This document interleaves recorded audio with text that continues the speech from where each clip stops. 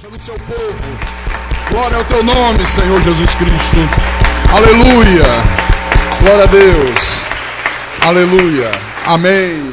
Boa noite, meus irmãos, boa noite, amados, boa noite, igreja do Senhor Jesus Cristo, povo de propriedade exclusiva, de quem? De Deus. Então fala para o teu irmão aí, tu és propriedade exclusiva de Deus, minha irmã. Tu és propriedade exclusiva de Deus, meu querido. Vocês são propriedades exclusivas de Deus. Amém. Então diga glória a Deus. Bom, pode sentar. Sente, meus amados irmãos. Sente, minhas irmãs amadas. Ai, que bom que nós estamos juntos outra vez, né? Eu sempre dou glórias a Deus cada vez que a gente se encontra aqui. A mim me faz muito bem. Bom, vamos direto para a palavra. Vamos ouvir o que Deus tem a falar conosco nessa noite de quarta-feira. Vamos abrir a Bíblia no livro de Eclesiastes, capítulo 1, versículo 9 em diante. E o tema da mensagem dessa noite é: o que se fez, isso se tornará a fazer. Palavras de Salomão há muitos e muitos séculos atrás. O que se fez, isso se tornará a fazer. Todos amados irmãos acharam? Eclesiastes capítulo 1, versículo 9 diz assim: o que foi é o que há de ser, e o que se fez, isso se tornará a fazer. Nada há, pois, novo debaixo do sol. Há alguma coisa de que se possa dizer: vê, isto é novo?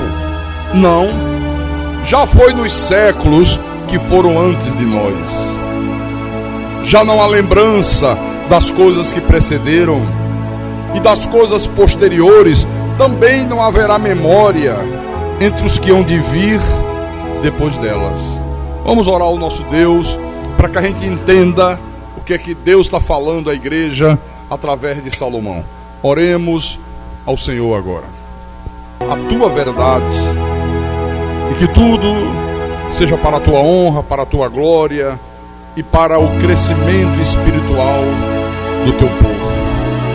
Eu te peço em nome de Jesus, em nome do Senhor, e que todos que creem digam amém e amém. Diga graças a Deus. Meus irmãos amados, minhas irmãs em Cristo, veja você que Salomão, na suprema sabedoria que o Deus Todo-Poderoso lhe concedeu, ele escreve o livro de Eclesiastes e ele diz o seguinte: que tudo que foi feito no passado será feito novamente no presente. Tremendo isso aqui, né? Você vê que ele diz assim: há alguma coisa de que se possa dizer, vê, isto é novo, isto é uma novidade? Isso não há. Tudo que é feito hoje já foi feito no passado. Então este homem, ele estava absolutamente convencido que algumas coisas até poderiam ser apresentadas como se elas nunca tivessem acontecido, como se elas fossem uma coisa absolutamente nova. Mas ele está dizendo: olha, se vocês fizerem uma investigação, logo vocês vão constatar que esta coisa que estão se apresentando como se fosse nova, já aconteceu no passado também. Dá para tirar um pouquinho esse eco? Está vindo um eco de lá para cá, Hermes. Por favor, meu querido. Aqui no versículo 11, ok. Aqui no versículo 11 ele diz: já não há lembrança das coisas que precederam.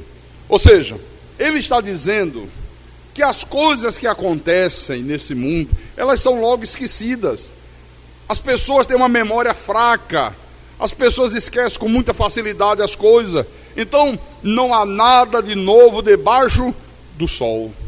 Tudo, absolutamente tudo, que nós vemos ocorrer nos dias de hoje, por exemplo, no mundo inteiro, no Brasil, no mundo, Olha, já ocorreu no passado.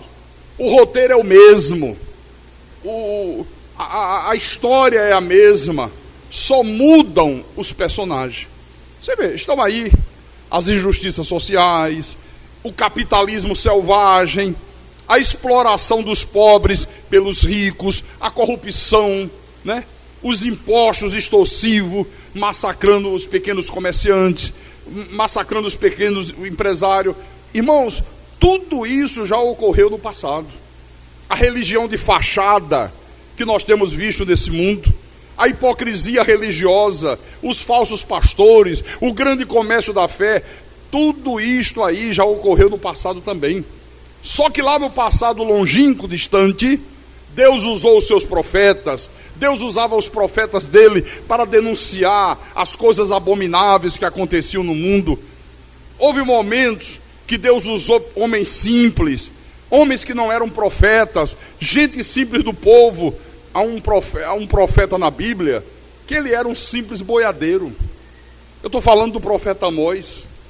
Então, tudo isto Deus está falando aqui para mostrar à igreja, para mostrar ao povo de Deus que é nosso dever, é nossa obrigação, meu irmão, como cristão, como os eleitos de Deus, se insurgir contra todo esse descalabro que está acontecendo aí fora, na vida secular e na vida religiosa. O cristão não é apenas para vir à igreja, ouvir um culto, ouvir uma bela pregação, cantar um hino e voltar para casa e ficar caladinho. Não. O filho de Deus, o cristão, ele tem que assumir posições, porque nós temos que entender que o desejo de Deus é que a igreja dele, a igreja de Jesus, seja um diferencial. Esse é o desejo de Deus. Deus quer que a igreja somos nós, tenha um estilo de vida que contraste com o estilo de vida que a sociedade lá fora vive. Deus espera isso de nós, irmãos. Se nós tivermos um estilo de vida semelhante ao que a sociedade tem lá fora, para que adianta a igreja? Qual é a função da igreja nesse mundo? Não, Deus quer a sua igreja formada por um povo respeitável, um povo diferente, pessoas de bem, pessoas honestas, gente que paga em dia os seus compromissos, empregados fiéis, patrões justos. É isso que Deus quer. É exatamente isso que Deus espera da igreja. A igreja somos nós. Diga graças a Deus. Abra, por favor, para você ver isso, em 1 de Pedro, primeira epístola de Pedro, capítulo 1, 1 de Pedro, capítulo 1, versículo 14 em diante. Olha o que Deus fala com a igreja. Ele diz assim: como filhos da obediência, não vos amoldeis às paixões que tinhas anteriormente na vossa ignorância. Pelo contrário, segundo é santo aquele que vos chamou, tornai-vos santos também vós mesmos em todo o vosso procedimento, porque escrito está: sede santos, porque eu sou santo.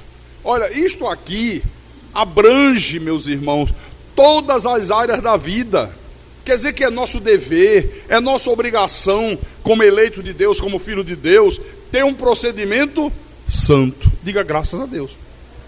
Agora, lamentavelmente, a grande maioria do povo de Deus não tem tido um procedimento santo. Eu tenho visto a igreja e a sociedade ímpia, muitas das vezes, se confundindo.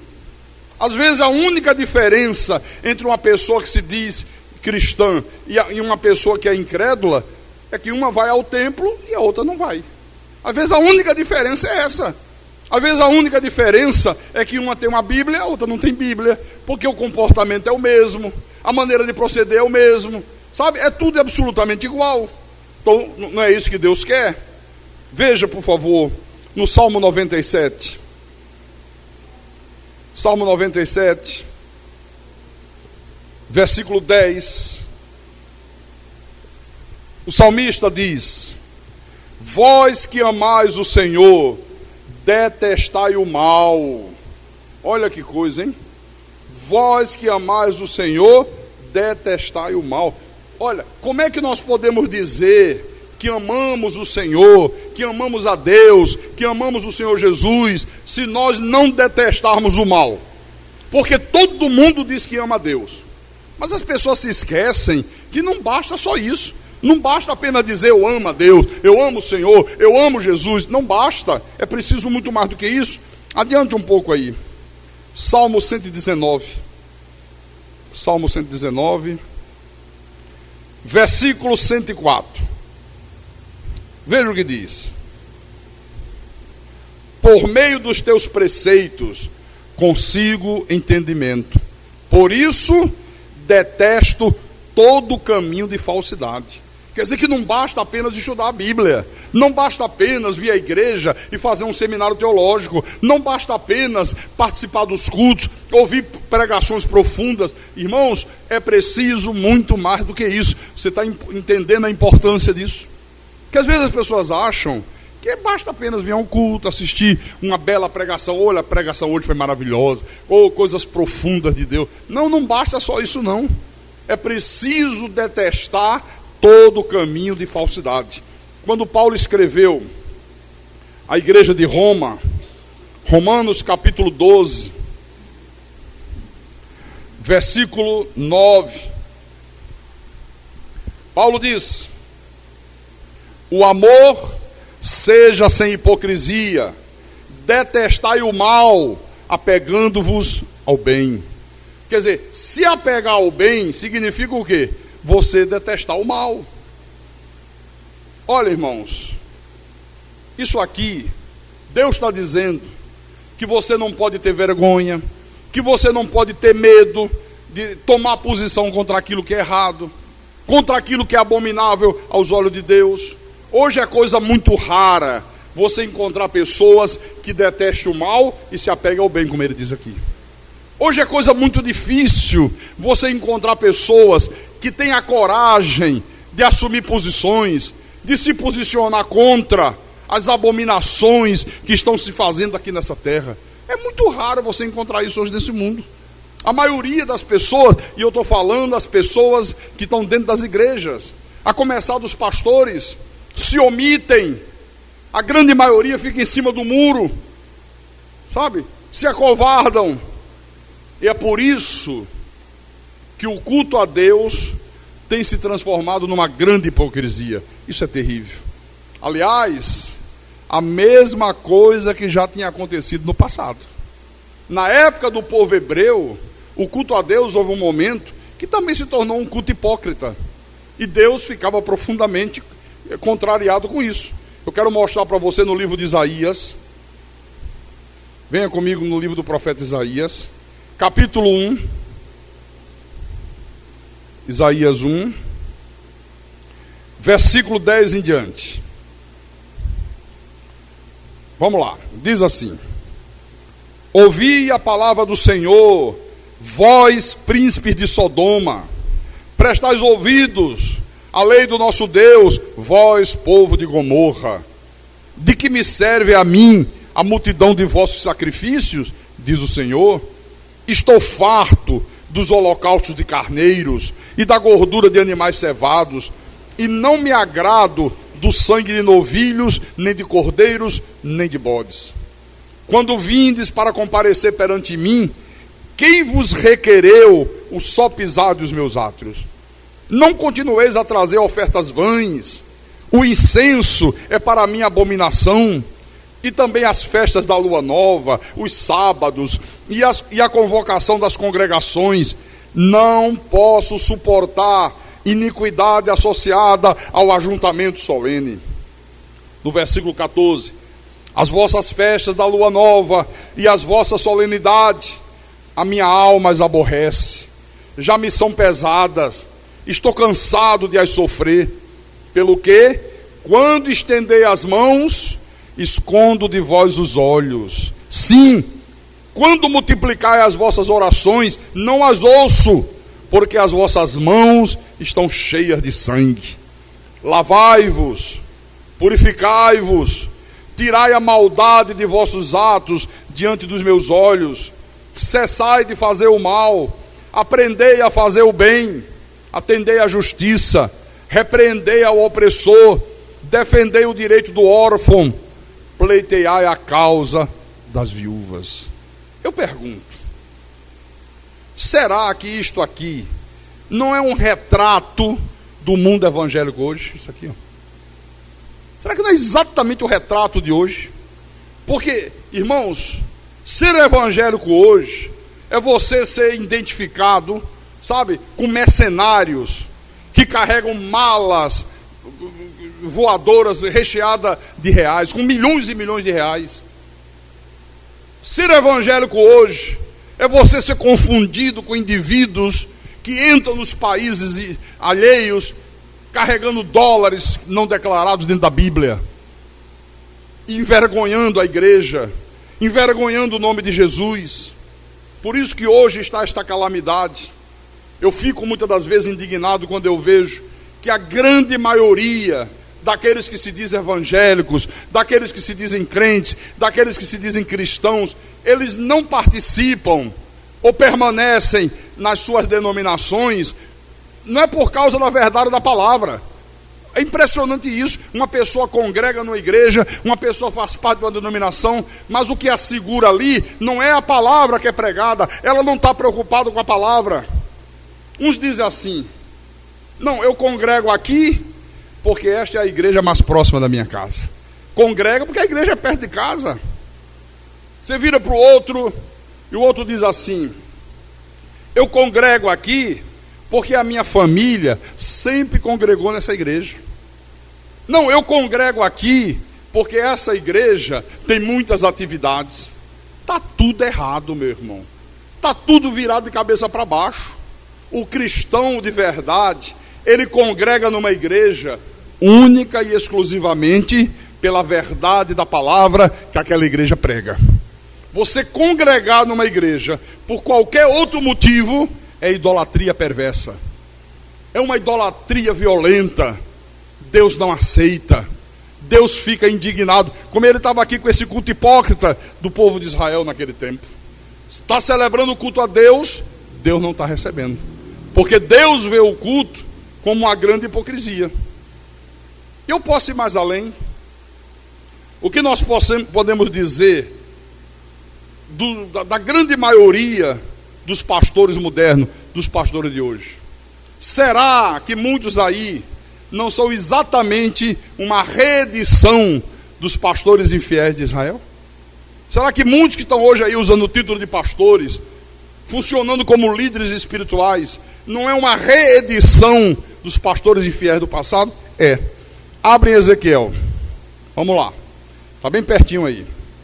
Profeta Ezequiel, capítulo 34, versículo 1 em diante. Salomão não disse, né? Que não há nada de novo debaixo do céu? Que tudo que acontece hoje já aconteceu antes? Então vamos ver o que acontecia antes. Diz assim, versículo 1: veio a minha palavra do Senhor dizendo: filho do homem, profetiza contra os pastores de Israel, profetiza e dize-lhes: assim diz o Senhor Deus, ai dos pastores de Israel, que se apacentam a si mesmos, não apacentarão os pastores as ovelhas? Comeis a gordura, vestivos da lã, e degolais o cevado, mas não apacentais as ovelhas.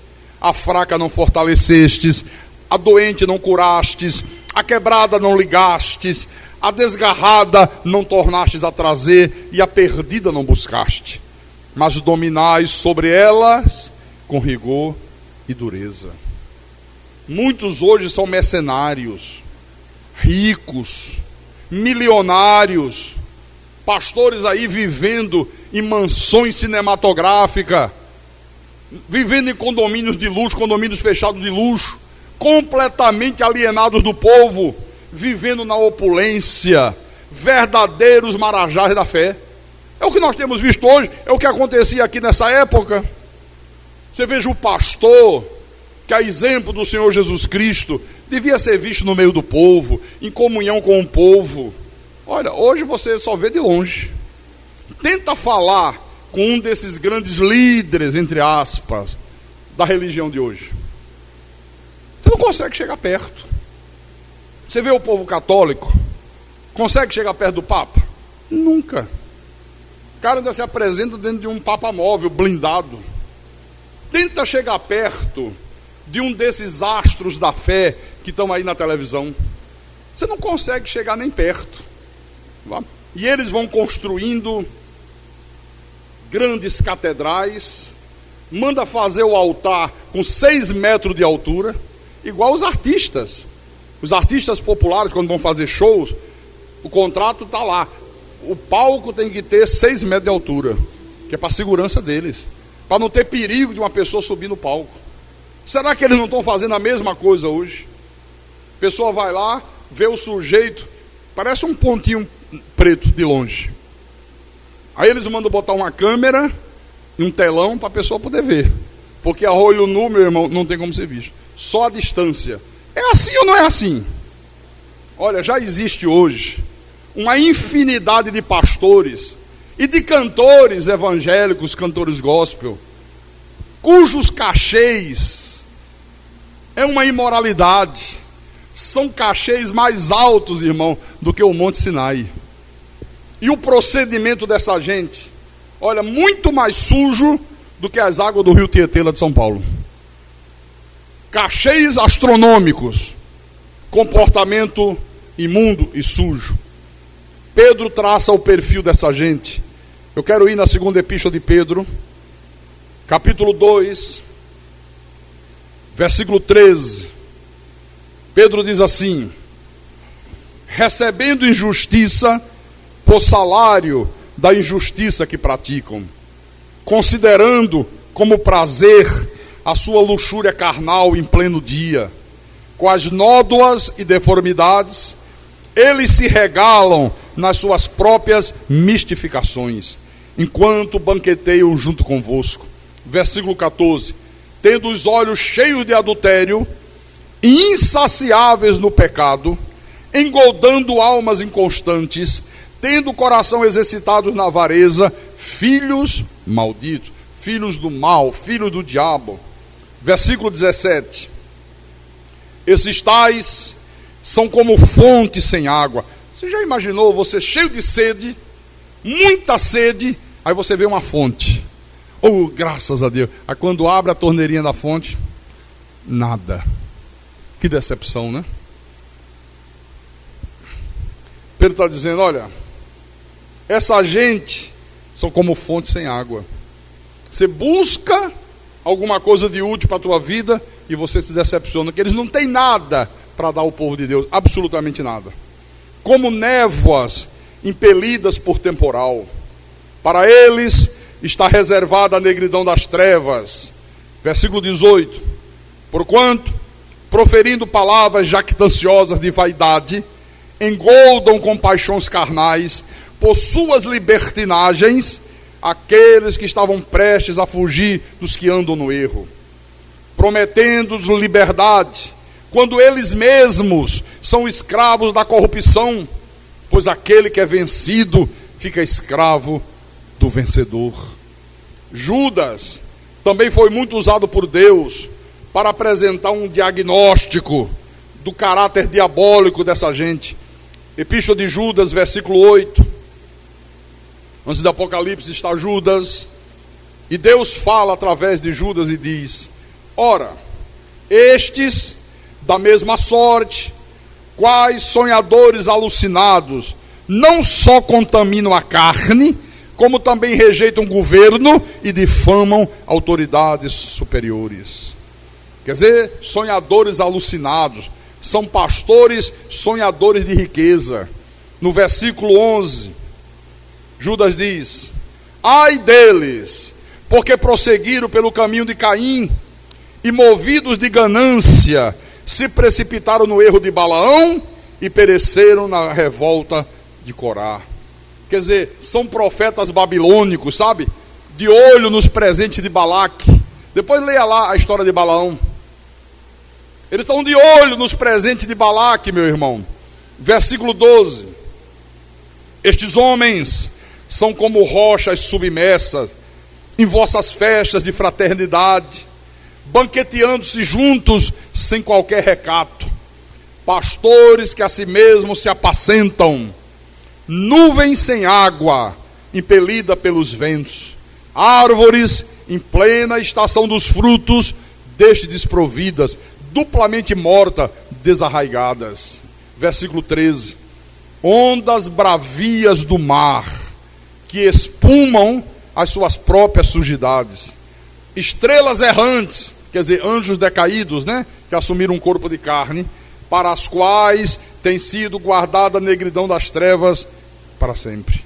Olha que coisa tremenda. A si mesmo se apacentam, moram nas melhores casas, vestem as melhores roupas, comem as melhores comidas, os filhos estudam nos melhores colégios. É isso que ele está denunciando aqui. É isso que está acontecendo aí. É o que já aconteceu na época do povo hebreu. E é dever da igreja denunciar essas coisas. Agora volte lá em Eclesiastes. Vamos voltar. Eclesiastes capítulo 1, versículo 10. Vamos ler o versículo 10.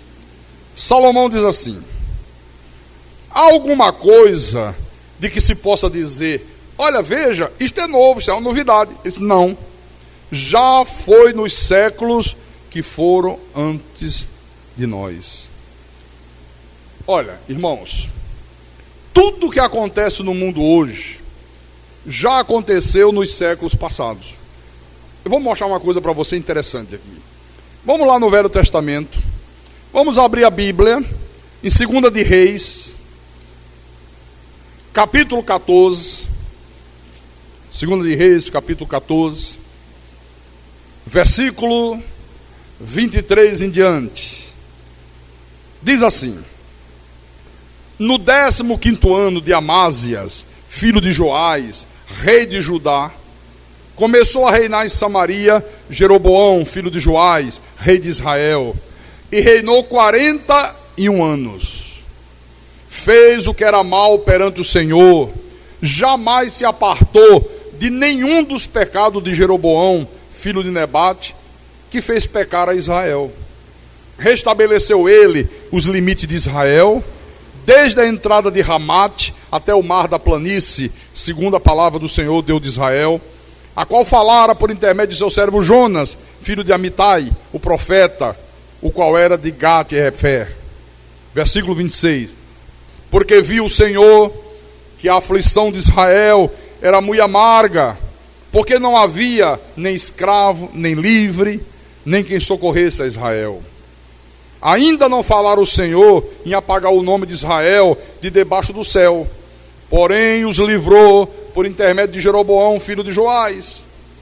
Quanto aos mais atos de Jeroboão, tudo quanto fez, o seu poder, como pelejou e como reconquistou Damasco e Ramate, pertencentes a Judá para Israel, porventura não estão escritos no livro da história do rei de Israel? Descansou Jeroboão com seus pais, com os reis de Israel, e Zacarias, seu filho, reinou em seu lugar. Deixa eu explicar isso aqui. Apesar de Jeroboão ter feito aquilo que era mal perante o Senhor, está aqui, ó, o reinado desse homem, olha, gozou de uma prosperidade estupenda. O comércio que esse rei Jeroboão começou a desenvolver com a Fenícia, os pedágios que ele começou a cobrar de todas as caravanas que atravessavam Israel, que iam em direção à Arábia, o fato dele ter conseguido expandir o reinado dele para o norte da Síria, tudo isso somado trouxe um violento aumento de recursos para os cofres do rei. Muito dinheiro, se tornou um reinado muito rico. Então, nessa época, houve uma fase de grande prosperidade, muitas construções luxuosas, um aumento considerável da produção agrícola, um progresso muito grande na indústria têxtil lá de Israel. Então tudo isso acabou proporcionando o que já aconteceu aqui no Brasil na época da ditadura, né? Uma espécie de milagre econômico. Lembra dessa frase? Na década de 70, o milagre econômico, né? Bom, só que essa rápida elevação do nível de vida dos ricos, ao invés de trazer benefícios para o povo, irmão, olha, foi aumentar as injustiças sociais. Aumentou terrivelmente. Então, foi nesse reinado aqui de Jeroboão que Deus começa a usar um homem simples, um homem do povo, um vaqueiro, um boiadeiro, para se insurgir de uma maneira muito dura contra o comércio que explorava, que manipulava os pobres, que manipulava os mais necessitados. Eu falei ainda há pouco que esse homem era Amós. É interessante a história desse homem. Vamos lá abrir lá em Amós. Procura aí na tua Bíblia. Depois do livro de Joel tem Amós. Quase não se fala desse homem, né? Capítulo 7. Vamos abrir no capítulo 7. Amós, capítulo 7, versículo 14 e 15. Diz assim: respondeu Amós e disse a Amásias: eu não sou profeta, nem discípulo de profeta, mas boieiro e colhedor de sicômoro.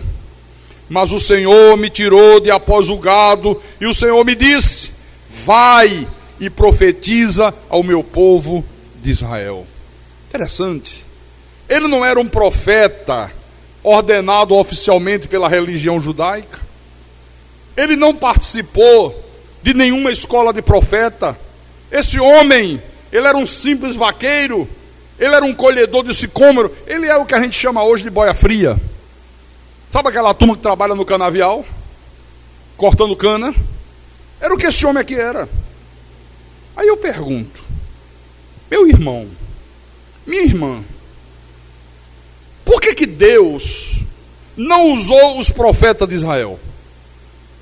Por que Deus teve que usar um boia fria? Por que Deus não usou nessa época aqui os pastores oficiais da religião judaica? Por que Deus não usou o povo religioso de Israel nesse momento? Por que Deus teve que buscar um homem que trabalhava como vaqueiro, que trabalhava como boia fria no campo?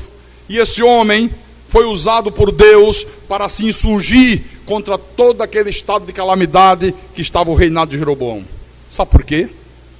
Porque o povo de Israel, eu estou falando o povo religioso, eu estou falando aqueles que viviam na sinagoga, juntamente com os seus sacerdotes, eles haviam se afastado completamente de Deus. Eles já não observavam a essência dos princípios divinos. Eles continuavam zelosos em manter uma aparência externa de religiosidade. Eles usavam os seus longos filactérios. Eles eram zelosos em cumprir os mandamentos de homens, em cumprir os costumes, em cumprir as tradições da religião. Guardavam os vários sábados que havia, os dias de festa, as luas, os jejuns. Mas olha, estavam vivendo, irmãos, exatamente igual aos incrédulos. Mentiam, eram desonestos. Quem era comerciante fraudava no peso, fraudava nas medidas, explorava os mais pobres. Era assim que eles estavam vivendo. Então, tudo que acontecia no tempo de Amós, tanto no mundo político, como no mundo social secular, como no mundo religioso, também acontece hoje. A mesma coisa acontece hoje. Por isso que Salomão, usado por Deus, disse: olha, tudo que se fez no passado se tornará a fazer no presente. Mas é interessante que ele disse uma coisa ainda mais tremenda. Segura um pouco aí, vem de novo em Eclesiastes. Vem aqui. Eclesiastes 1, versículo 11. Olha que coisa tremenda ele fala aqui. Salomão diz assim: já não há lembrança das coisas que precederam, das coisas que passaram, e das coisas posteriores também não haverá memória entre os que hão de vir depois dela. Você vê, as pessoas não têm memória do que aconteceu no passado, ele está dizendo. E por que é que as pessoas não têm lembrança dos fatos do passado? Por que coisas que aconteceram, por exemplo, há 5 anos, há 10 anos atrás, a sociedade nem lembra mais. Nem se lembra do que aconteceu. Eu não estou falando 1000 anos. Eu estou falando coisas que aconteceram há 5 anos, 10 anos atrás. Sabe por quê? Porque não se fala disso nas igrejas, não se fala disso nas escolas, não se fala disso nas faculdades, não se fala disso nas famílias. A imprensa, que deveria sempre trazer à baila os fatos horríveis que já aconteceram no passado, para as pessoas terem consciência, para as pessoas serem politizadas, também não tem feito o seu papel. Passou, se esquece. Só noticia quando a coisa está quente, porque dá ibope, porque vende jornal, porque gera audiência no rádio e na televisão. Você quer ver uma coisa? Há coisa de 6 anos atrás, não precisa ir muito longe, não precisa ir muito longe. Quem governava o Brasil era o presidente Fernando Henrique Cardoso. Alguém aqui lembra do que aconteceu no governo de Fernando Henrique Cardoso? Mas lembra mesmo de algum fato assim, ó, que possa contar? Eu só estou vendo um balançar a cabeça dizendo que lembra. 2.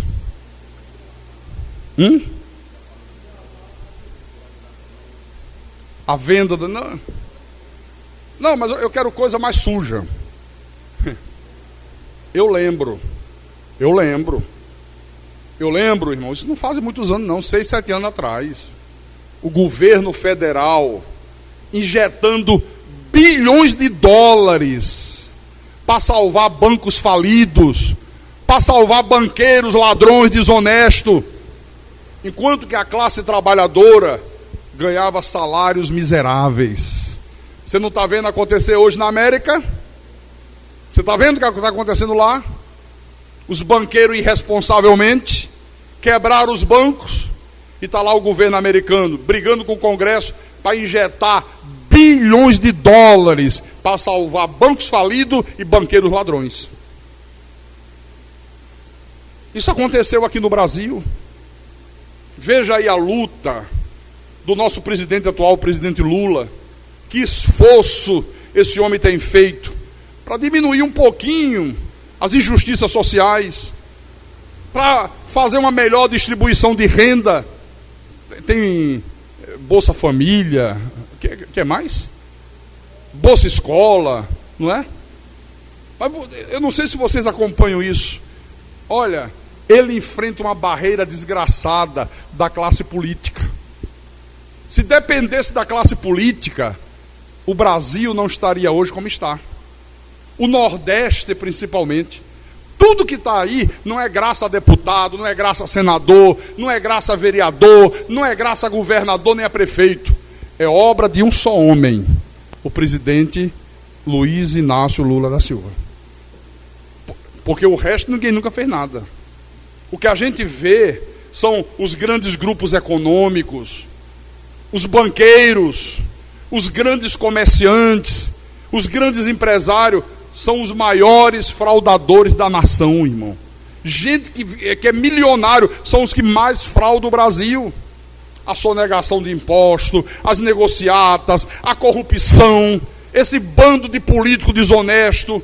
Olha, tudo isso somado dá um prejuízo que você não faz ideia à nossa nação. É por isso que não tem médico nos hospitais. Os poucos médicos que tem ganham um salário de miséria. É por isso que você vê os professores vendendo o almoço para comprar a janta. É por isso que você vê o descalabro em todas as áreas da sociedade. Aí você diz, pastor, o irmão está fazendo uma pregação ou um discurso político?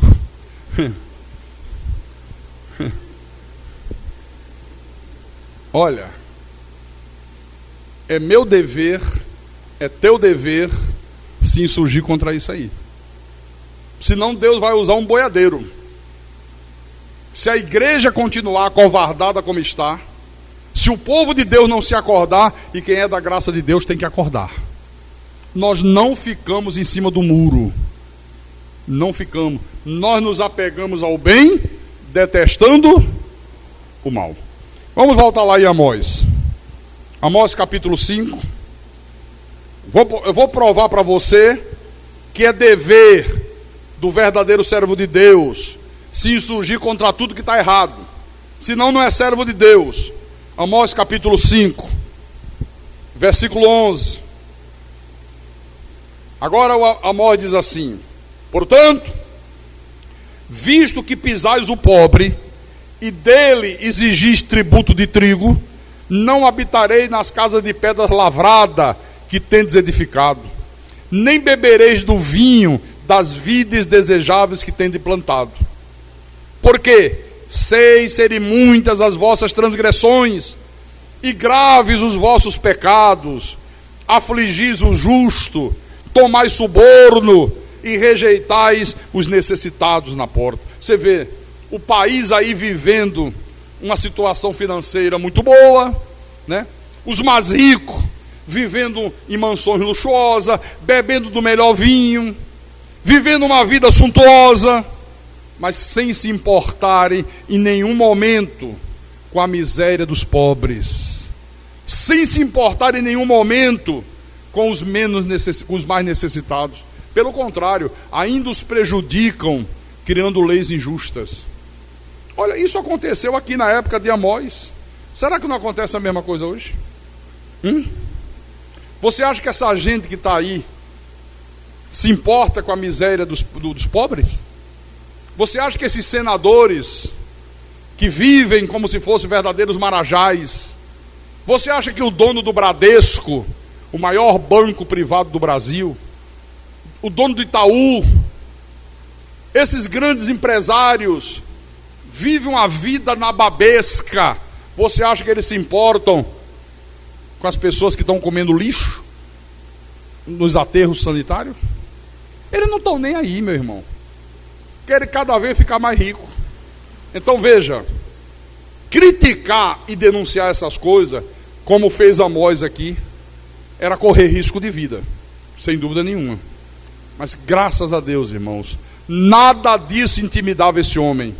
Ele continuou contra tudo e contra todos, proclamando a mensagem de Deus. A mensagem de Deus não é só falar que salvação não se perde. A mensagem de Deus não é só dizer, nós já existimos com Deus lá no céu. A mensagem de Deus não é somente dizer, nós temos que ter a fé na palavra, a fé nas promessas. Isso aqui também é a mensagem de Deus. É dever do povo de Deus. É teu dever, é meu dever se insurgir contra todas essas coisas. Você veja esse homem aqui, Amós, mesmo antipatizado, mesmo hostilizado pela maioria, ele prosseguiu na missão que Deus o confiou. Foi Deus que mandou: levanta, larga de ser boiadeiro, larga de ser boia fria, porque aqueles que estão lá usando o título de pastor, o título de profeta, estão macomunados com o erro, não tem coragem de se insurgir contra o erro. Então vai você e fala pelo meu espírito. Está aqui, interessante, né? Nesse tempo, o povo só estava interessado nos profetas da prosperidade, igualzinho os dias de hoje. Os profetas dessa época aqui, que era formado nas escolas de profetas de Israel, eles constantemente profetizavam para o povo hebreu paz e prosperidade. Olha, o povo gostava, o povo adorava isso. Por isso que as profecias de Amós não tinham nenhum valor para a sociedade religiosa desse tempo. O sistema religioso e o sistema político, que é quem promovia as injustiças sociais, andavam de braços dados nessa época aqui, Ora, é claro, diante de denúncias tão duras contra o sistema político e religioso, era absolutamente natural que o profeta sofresse represália, que esse profeta sofresse perseguições, e foi justamente o que aconteceu. Por isso que pouca gente quer fazer isso. Liga um rádio, liga uma televisão, vá nos cultos das igrejas, vê se você encontra um pastor que fale o que eu estou falando nessa noite. Vá.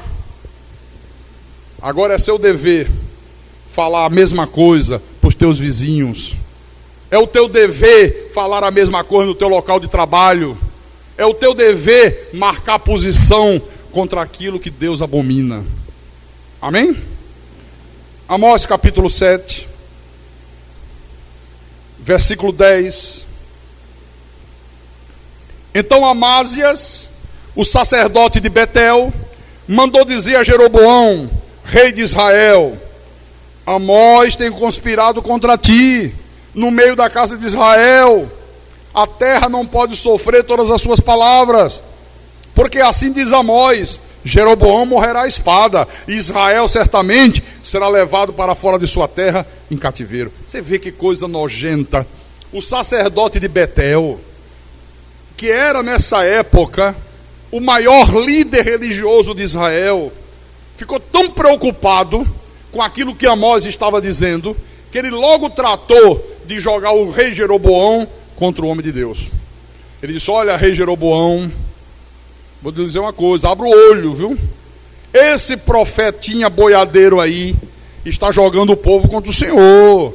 Cuidado com esse homem. O que esse homem está dizendo, olha, põe o teu reinado em perigo. Daqui a pouco ele promove uma rebelião no teu reino. Foi isso que ele fez aqui, ó. Agora que coisa tremenda, né, irmãos? Um simples vaqueiro, um simples boia fria, causando transtorno num poderoso império de Jeroboão. Não é interessante? Um vaqueiro. O que era um vaqueiro? Nada. Mas o que esse homem falava, e ele falava pelo Espírito de Deus, estava causando transtorno no poderoso reinado de Jeroboão. Os próprios religiosos começaram a acusar o homem de Deus de conspirador. Começaram a acusar esse homem de revolucionário. Olha, rei, esse homem vai fazer uma revolução. Abra o olho com ele. Mas nada conseguiu deter esse homem. E isso faz com que esse sacerdote Amásia se encha de fúria. Ele fica furioso, porque ele estava mais preocupado em agradar o rei do que em receber a mensagem de Deus. Ele estava mais preocupado com as coisas do rei do que com as palavras que Deus estava pronunciando através desse profeta boiadeiro. Quer ver como ele reage com fúria? Leia o versículo 12. Então Amásia disse a Amós: vai-te, ó vidente, foge para a terra de Judá, e ali come o teu pão, e ali profetiza. Olha só, vai para a terra de Judá, lá você vende as tuas profecias, lá você ganha a vida. Quer dizer que esse sujeito aqui vivia de vender profecias, e ele pensa que Amós era da laia dele. Você também quer fazer comércio, quer ganhar também um dinheirinho com a religião? Então vai lá para ajudar, rapaz. Lá você vende profecia, lá você ganha dinheiro. Agora não me venha falar dessas coisas em Betel, pois aqui é o santuário do rei, aqui é o templo do reino. Em outras palavras, ele estava dizendo: aqui no santuário nós não admitimos que ninguém fale nada contra as determinações do rei. Aqui na igreja não se admite que se fale contra os políticos. Você pensa que em muitos lugares aí não se diz isso? Era isso que ele estava dizendo, ó. Que coisa terrível, né? Um sacerdote totalmente submetido à vontade do rei. Um sacerdote totalmente submetido ao sistema político e não à vontade soberana do Deus Criador dos céus e da terra. É isso que acontece hoje, meus irmãos, com essa turma que se diz pastor e entram de cabeça na lama da política. É a mesma coisa que acontecia aqui, ó. Todos eles ficam submetidos ao sistema político religioso e não à verdade soberana de Deus. Então isto aqui que aconteceu com Amós está acontecendo hoje. Quando Deus usa alguém, usado pelo Espírito Santo, e esse alguém começa a apontar o erro do sistema religioso, desses conchavos eclesiásticos, olha, a primeira coisa que acontece é que eles promovem uma violenta perseguição contra quem Deus está usando. Aconteceu nessa época, acontece hoje. Observe aqui que quando esse sacerdote Amásias manda Amós ir embora, vai vender suas profecias em outro lugar. Amós dá uma resposta muito dura para ele. Vamos ler o versículo 14. Respondeu Amós e disse a Amázias: eu não sou profeta, nem discípulo de profeta. Eu sou boiadeiro e colhedor de sicômoros. Mas o Senhor me tirou de após o gado, e o Senhor me disse: vai e profetiza ao meu povo de Israel. Ora, pois, ouve a palavra do Senhor. Tu dizes: não profetizarás contra Israel, nem falarás contra a casa de Isaque. Ele disse: eu não sou profeta por profissão. Olha, seu Amásia, eu não estou fazendo comércio com a palavra de Deus. Eu não estava desempregado. Eu era um boiadeiro. Eu tinha de onde tirar o meu sustento. Mas Deus me tirou dessa minha profissão e Deus me mandou profetizar ao povo de Israel. Quando aqueles que são os manda-chuva da religião se voltam contra Deus, Deus usa gente simples do povo. Mas a palavra de Deus tem que ser proclamada. Ele disse: olha, Amázias, você diz que eu não devo continuar profetizando contra o povo de Israel, né? Aí você está me dizendo: é sim, senhor Amós. Pois eu tenho um recadinho de Deus para você. Leia o versículo 17. Olha o recadinho de Deus que ele disse para esse cara. Portanto, assim diz o Senhor: tua mulher se prostituirá na cidade, e teus filhos e tuas filhas cairão à espada, e a tua terra será repartida a cordel, e tu morrerás na terra imunda. E Israel certamente será levado cativo para fora da sua terra. Quer dizer, esse sacerdote, a quem caberia defender e obedecer a palavra de Deus, não deu a mínima para o que Deus estava falando. Depois você lê a história. Olha, ele, Amásia, e toda a família dele teve um fim trágico, um fim doloroso. E a nação de Israel, pastor? Toda a nação de Israel foi levada cativa. Também teve um desfecho terrível. Por isso que nós temos que estar alerta, irmão. Nós temos que dar ouvido ao que Deus fala. Nós temos que estar alerta. Nós não podemos viver uma religiosidade estéril. Você não pode ser um simples religioso. Não é isso que Deus quer. Deus quer que cada um de nós tome posição nesse mundo. Senão nós não somos sal da terra. Senão nós não somos luz do mundo. Domingo tem eleição, não tem? Tem ou não tem? Pois é. Que posição nós temos tomado, hein? Será que domingo nós vamos igual uns palhaços? Vou votar no vereador fulano. Quem é? É meu vizinho lá. Não é um amigo da minha família. Não é um amigo do meu filho. Não é o meu irmão. Meu irmão? Eu não votaria nem no meu pai. Viu? Mas não voto mesmo, meu irmão. Porque senão eu estarei sendo cúmplice de tudo de errado que está acontecendo lá fora. Eu seria cúmplice disso aqui. Deus não quer isso. Deus quer que a igreja tome posição, querido. Deus espera da igreja, sabe, uma postura diante disso. Se nós procedermos igual o incrédulo lá fora, o que nós somos então nessa terra? Nada. Que era o que acontecia nesse tempo aqui. Deus disse: eu não posso usar os profetas, aqueles que são os profetas oficiais da religião judaica, aqueles que foram formados nas escolas de profeta. Eu não posso usar os pastores de Israel. Eu não posso usar o povo, porque estão todos eles de mãos dadas com o sistema político que corrompe todo mundo. Será que não acontece a mesma coisa hoje? Todas as igrejas atoladas até o pescoço na lama da política. Que coisa lamentável. Você ligar uma televisão e você ver o presidente nacional das Assembleias de Deus participando do horário político e dizer que está apoiando um pastor que é candidato a prefeito aqui nessa cidade. Vocês já viram e ouviram isso? Quando que um pastor pode ser candidato a alguma coisa? Pastor é pastor até o fim. O Senhor diz: larga a pesca. A partir de hoje serás pescador de almas. A partir de hoje você não é mais cobrador de imposto, larga tudo. A partir de hoje você trabalha para o reino de Deus. Eles fazem o contrário. Eles largam o reino e vão trabalhar para o mundo. Vão trabalhar para os homens. Ah, pastor, mas sabe o que é, pastor? Eles dizem que é preciso pastores na política para defender a igreja. Defender a igreja?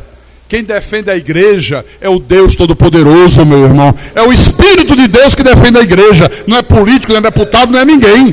É o Deus de toda a glória.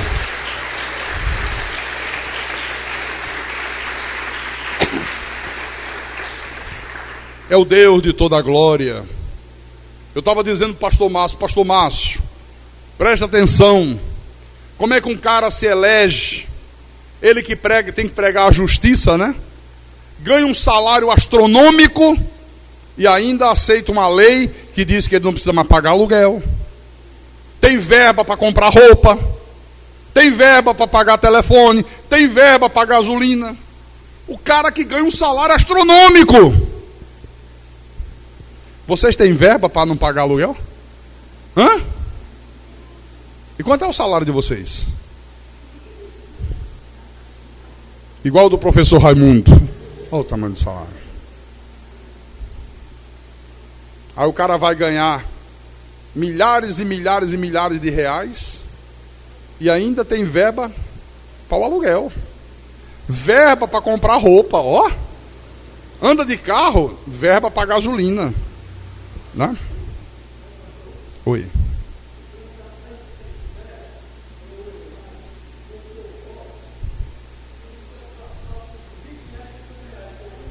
É mesmo, é? O cara comprou voto com dinheiro falso, foi? Meu Deus do céu.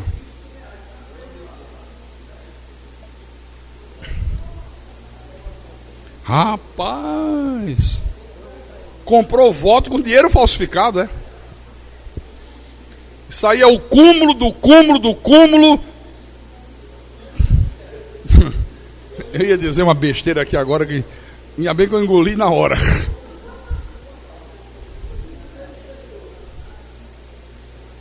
É terrível. Olha, irmãos, preste atenção. Nós somos o povo de Deus. E Deus quer, Deus exige que cada um de nós tome posição. Você tem que tomar posição no teu trabalho, na tua família.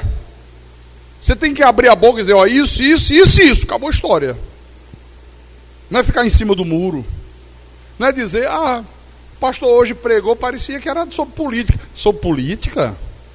Eu estou pregando sobre aquilo que Deus quer que cada um dos seus servos faça. A igreja tem sido uma vergonha. A igreja não tem sido o sal da terra. A igreja não tem sido a luz do mundo.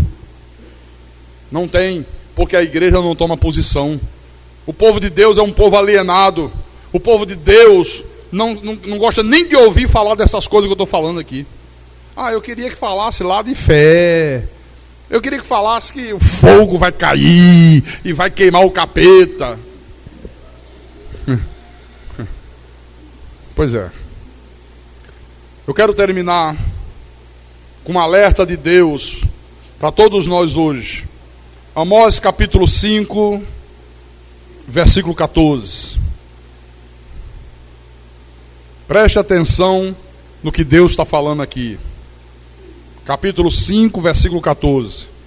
Buscai o bem e não o mal, para que vivais. E assim o Senhor, o Deus dos exércitos, estará convosco, como dizeis. O que nós vimos ainda há pouco? Que buscar o bem significa o quê? Detestar o mal. É você ter coragem de se insurgir contra as injustiças sociais. É você ter a coragem de levantar a tua voz contra a exploração econômica, contra esse sistema bancário que pratica uma agiotagem oficial. Você coloca o teu dinheiro na caderneta de poupança, rende 0,5% no mês. Se for um parente teu pegar um empréstimo no banco, o banco empresta o teu dinheiro a 15%. Não é uma ladruagem isso aí?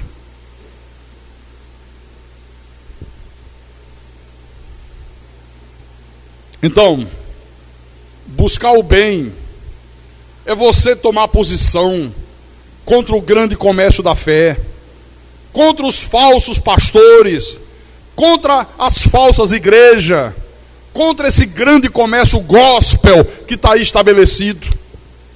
Olha, e se nós não fizermos isso aqui, Deus não estará conosco como nós dizemos que está. É isso que ele está dizendo aqui, ó. Se você não tomar partido, se você não buscar o bem e não o mal, Deus não estará convosco como vocês dizem. Deus não estará. Então Deus quer da igreja uma posição firme. Quem é de Deus não pode se acovardar. Quem é de Deus não pode fazer média. Quem é de Deus não pode ficar em cima do muro. Quem é de Deus tem que tomar partido do bem e detestar o mal em nome do Senhor Jesus Cristo. Amém? E quem tem ouvidos, que ouça o que o Espírito falou à igreja nessa noite, em nome de Jesus Cristo, para a glória do Deus eterno. Vamos ficar de pé, em nome de Jesus. Fique de pé, irmãos amados.